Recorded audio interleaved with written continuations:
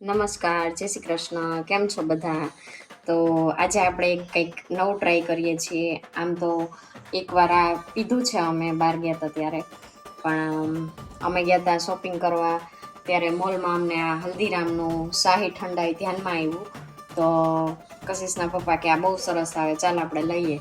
અને ઉનાળાનો માહોલ છે એટલે આવી ઠંડાઈ આપણે પીએ તો મજા જ આવી જાય. તો ચાલો આપણે હલ્દીરામનું આ શાહી ઠંડાઈ બનાવીએ. પહેલાં તો આપણે આને એકદમ શેક કરી લેશું. આ એક લિક્વિડ જ અંદર હોય છે, ચાસણી જેવું, અને દૂધ સાથે બનાવવાનું હોય. તો આપણે 1 ગ્લાસ દૂધ હોય ને,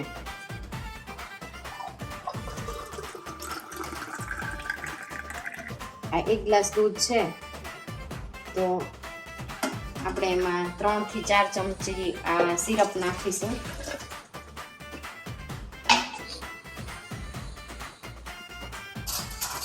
બ્લેન્ડરમાં પણ આપણે આ બનાવી શકીએ, અને આવું જો તમારી આગળ સિપર હોય આ તો એમાં પણ ચાલે, અને કંઈ એવી બોટલ હોય તો પણ ચાલે.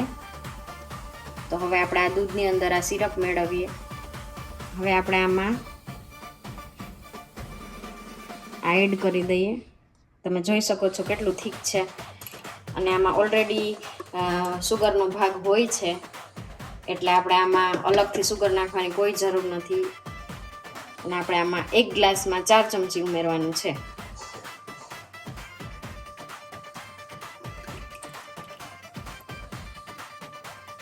જો વધારે નાખીએ તો પછી વધારે મીઠું થઈ જાય, અને બહુ વધારે મીઠું ઠંડાઈ હોય તો મજા ન આવે. તો આપણી આ 4 ચમચી એડ થઈ ગઈ છે.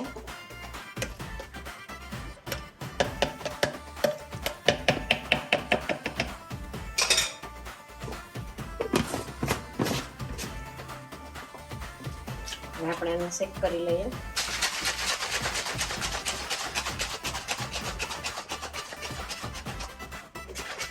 બસ થોડાક ફીણ મળે ત્યાં સુધી આપણે કરવાનું, બાકી આ એકદમ રેડી થઈ જશે.